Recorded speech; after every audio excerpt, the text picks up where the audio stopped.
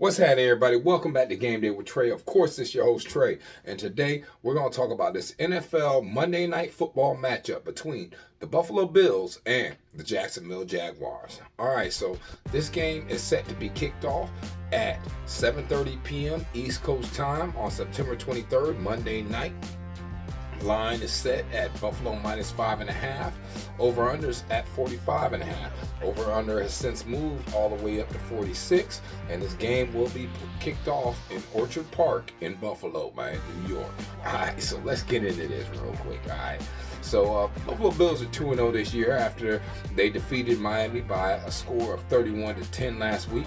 Buffalo was tied at 7 in the first quarter, but they scored the next 17 points to pull away for the easy win. Now, the Bills were outgained by a total of 351 to 247, forced 247 yards, forced 3 fumbles or turnovers, and went 3 for 9 on third down in the game. Josh Allen threw 139 yards and 1 touchdown, while James Cook rushed for 78 yards and 2 touchdowns on 11 carries. The Buffalo Bills defeated Arizona in the previous week by a score of 34-28 in week 1. Now, the Buffalo Bills offense has scored 32.5 points per game, with 180.5 passing yards and 119 rushing yards per game. Pretty much split down the middle, man. They're definitely playing equal ball right now. Like they're complementary ball. That's the best way to say it. Okay. And when you're looking at this team right now, you also have to understand that the Bills have gone 33.3% on third down and 3 for 3 on fourth down through 2 games. Now, Josh Allen has completed 73.8% of his passes and for 371 yards and 3 rushing touchdowns, while James Cook has rushed for 149 yards and 2 scores. Okay, so when you talk about this Buffalo Bills team, and you look at what they just did against the Miami Dolphins, right? They pretty much owned the time of possession. They had 36 minutes, 19 seconds to 23 minutes and 41 seconds. It's in the inverse. Miami had 36 minutes and 19 seconds, and Buffalo only had 23 minutes and 41 seconds. Very efficient offense.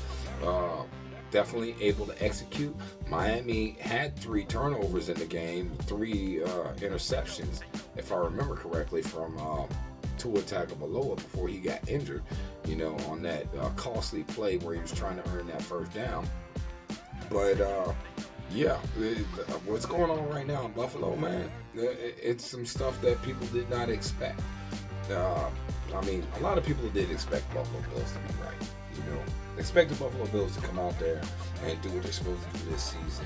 But at the end of the day, when you lose the talent that they lost, have the injuries that they incurred, then that usually leads to a season that is not as bountiful as previous seasons, guys. All right, so let's talk about Jacksonville Jaguars real quick. So with Jacksonville, Jaguars are 0-2. Now, they just lost to the Cleveland Browns by a score of 18-13 in last week. Jacksonville cut the deficit to 16-13 in the fourth quarter by scoring 10 straight points, but couldn't find any more offense in the loss. Now, the Jaguars outgained Cleveland by a total of 323 to 297, didn't turn the ball over, and went 3 for 9 on third down in the game. Trevor Lawrence threw for 220 yards, while Travis Etienne Jr. had 52 yards and 1 score on 13 carries. Jacksonville Jaguars lost to Miami in the previous game prior to that in week 1. All right. Just only scoring 15 points. Now, right now they're averaging 165 points. 167.5 passing yards per game, 127.5 rushing yards per game, while the defense has allowed 19 points per game this season. The Jaguars have gone 26.3% on third down and 0 for 1 on fourth down through 2 games. Trevor Lawrence has completed 51% of his passes for 382 yards and 1 touchdown, while Brian Thomas Jr. has caught 6 passes for 141 yards and 1 score so far this season. Now, when you look at Jacksonville and what they did in the last game, man, Jacksonville really didn't show up. Like, it's as clear as day. All right, like at the end of the day, Jacksonville has more talent offensively, starting at the quarterback position. Jacksonville doesn't have a better defense than the Browns, but Jacksonville should have won this game, man. Okay, if you make Deshaun Watson go 22 for 34 for 186 yards, averaging 5.5 yards per attempt with 2 sacks, 14 yards, QBR 41.5, and a passer rating of 78.8, man, you're supposed to win that game. Like, you definitely supposed to win that game. There's no ifs, ands, or buts about it. You ended up outgaining them. You had them on the time of possession. Like, it's just, you should have won this game. That comes back to the coaching, though. All right, so yeah, the Browns beat them in time of possession, 34 minutes and 23 seconds to 25 minutes and 37 seconds. The Cleveland Browns gained 297 yards to Jacksonville's 323. Both had 0 turnovers, and Jacksonville had 18 first downs to Cleveland's 17 first downs. It was a game of field possession, guys, and field position. And if you don't possess the ball long enough by running the ball and taking your time in between the plays, when you don't have an efficient offense, then it leads to a loss, just like we just saw with this Jacksonville Jaguars team. Now, Jaguars are why the Jaguars have an opportunity to cover in this game. All right. There's many reasons. Okay, first and foremost, you start off with the injury report. So on the injury report, they just got Tim Jones questionable. Cam Robinson, that offensive lineman, he's questionable. He missed the previous game due to knee injury. Tank Bisbee, he's questionable. The running back dealing with shoulder injury. It's up in the air if he's going to play. And Darnell Savage is questionable, hobbled by the quadricep injury. And it remains to be seen if he'll be out there for the game. But then when you look at Buffalo, man, Buffalo only has a couple of injuries that are questionable, but they have significant injuries or significant losses that are IR. Matt Milano, that's a significant loss. He's IR, been IR for a while now with the torn bicep.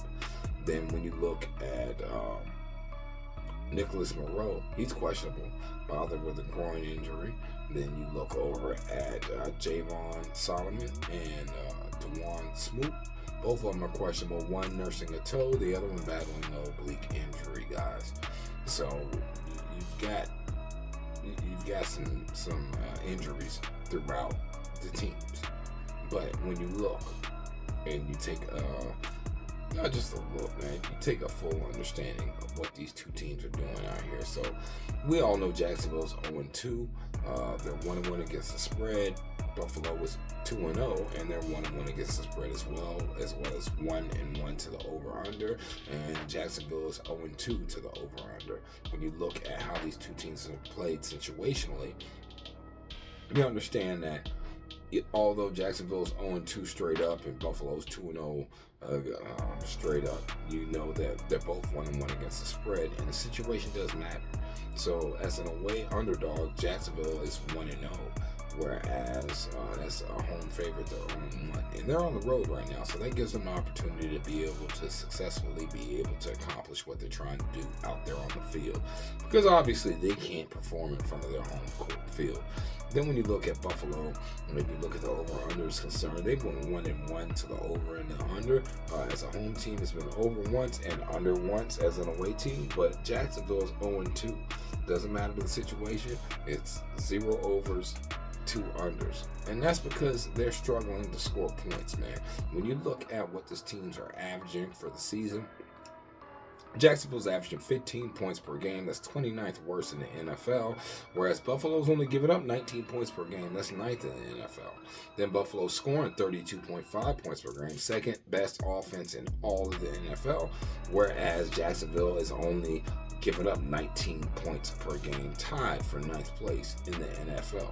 Then you look third down conversions. Jacksonville is only converting 26.32% of their third downs. That puts them at 28th in the NFL, whereas Buffalo is only allowing 50% of the conversions to happen. But that puts them at 27th in the NFL, man. That's the bottom of the barrel on third down. Then when you look at Buffalo on offense, they only convert 33.33% of their third down conversions, whereas Jacksonville only gives up 33.33% of their third down conversions, man. So that's definitely something you want to pay attention to and look at, especially when they get down to the red zone. In the red zone, Jacksonville converts 42.86% of their red zone attempts into a touchdown. That's 23rd in the NFL. Versus Buffalo's defense only gives up 37.5% of the opposing red zone scoring touchdowns. All right, that puts them at 12th. And let's invert this, guys. So when you invert it, you look over here, red zone. Buffalo scores 75% of the time. That's number 2 in the NFL. And then Jacksonville, they allow people to score 66.67% of the time in the red zone, man. That puts them at 26th in the NFL. Obvious lean towards Buffalo if they can matriculate the ball down the field, which I honestly believe they can, man. I just feel it in my heart that these boys are out here. Even though they are without superstars, they're still stars. Okay, so at home, Buffalo is averaging 34 points a game, and on the road, Jacksonville's averaging 17. They're giving up 20 points on the road, and Buffalo is only giving up 28 points at home, guys. Now, those are very important stats to pay attention to, because you always got to come back to the understanding of this. The underdogs have won 6 of the Jaguars' last 7 Week 3 games. The Bills have lost 4 of the last 5 games as favorites against AFC South opponents. The Jaguars have covered the spread in each of their last 7 September games as road underdogs against AFC opponents, and the Bills have failed to cover the spread in 5 of their last 6 games against teams that held a losing record. Also remember that the underdogs have won the first half in each of the Jaguars' last 5 Week 3 games. And you can't forget the fact that the underdogs have won the first quarter in 4 of the Jaguars' last 5 games, man. Each of the Jaguars' last 5 games have played on that have been played on the East Coast have gone under, and for the Bills, each of their last 4 home games in September have gone over, guys. So it's not an easy pick on the over-unders as far as over-under is concerned and how this thing will play out. When you're looking at trends, the Jacksonville Jaguars have covered the third quarter spread in 12 of their last 17 games, and Buffalo Bills, they've hit the third quarter money line in 11 of their last 19 games. Jacksonville has covered the third quarter game total over in 12 of the last 17 games, and Buffalo has hit the second quarter game total over in 13 of the last 19 games. Jacksonville has hit the third quarter money line in 10 of the last 17 games, and Buffalo has covered the third quarter in 12 of the last 19 games. Jacksonville Jaguars have covered the first half spread in 13 of the last 21 games, and the Buffalo Bills have hit the second quarter money line in 10 of their last 19 games. The Jacksonville Jaguars have scored last in 5 of their last 6 away games, and the Buffalo Bills have hit the second half money line in 3 of their last 6 games at home. Now, the Jacksonville Jaguars have also hit the second quarter game total over in 6 of their last 8 away games, and the Buffalo Bills have hit the third quarter game total under in 12 of their last 20 games, guys. All right, so after I've given you all that, I've given you the facts, I've let you understand what's going on. Hell, even a couple player props, man. Josh Allen has scored 2 touchdowns in 3 of the Bills' last 4 regular season games as favorites. Josh Allen has scored at least 1 touchdown in 10 of the last Bills' 11 games as favorites following a win, and Josh Allen has recorded 248 plus passing yards in 8 of the Bills' last 9 games against AFC South opponents. James Cook has recorded 61 plus rushing yards in 8 of the Bills' last 9 games as home favorites. And Curtis Samuel, he's recorded 28 plus rushing and receiving yards in 10 of the last 11 home appearances against AFC opponents. When you look at Jacksonville, Travis Etienne has scored at least one touchdown in each of the Jaguars' last 3 games played in the East Coast. Christian Kirk has recorded 70-plus receiving yards in 5 of the last 6 September games with his team as an underdog. Trevor Lawrence has thrown 3 touchdowns in 3 of the Jaguars' last 5 games as underdogs following a loss. The Bills rank tied for first in the NFL in fourth down percentage at 100%. The Bills ranked tied for first in the third quarter as far as points per game with 10.5 points per game. The Jaguars ranked 30th in the NFL in passing yards, and the Jaguars ranked 29th in the NFL in average kickoff return.